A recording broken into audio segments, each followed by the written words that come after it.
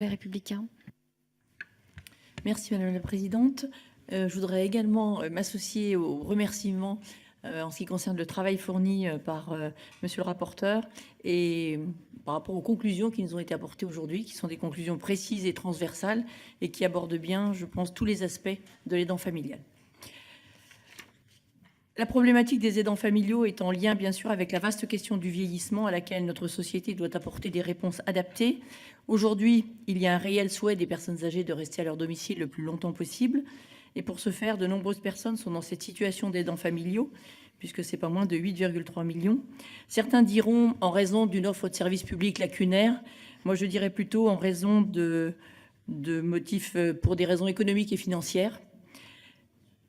La question des aidants ne peut pas faire abstraction de celle des aidés. Et cet appel à des aidants familiaux bénévoles est directement lié à l'absence d'une vraie politique nationale et coordonnée par rapport au grand âge et à la perte d'autonomie.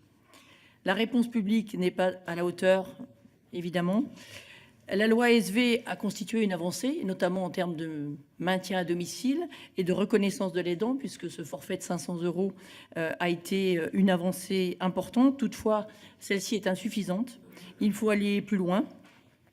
Nous avons aujourd'hui des aidants qui réalisent un travail social et humain précieux pour notre société. Nous devons les reconnaître. Il est nécessaire qu'ils aient un véritable statut avec des droits effectifs. Il est nécessaire de leur permettre d'avoir des formations adaptées, d'apporter une souplesse également par rapport aux aidants actifs, avec, évidemment, ça a été cité, la possibilité de télétravail.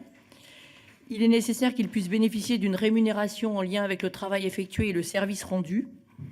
Nécessaire également d'organiser et de financer des temps de répit, assurer un accompagnement indispensable de ces aidants, notamment psychologique.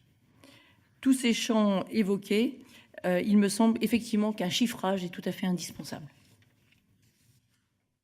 Je vous remercie. Fiona Lazare pour le groupe Républicain.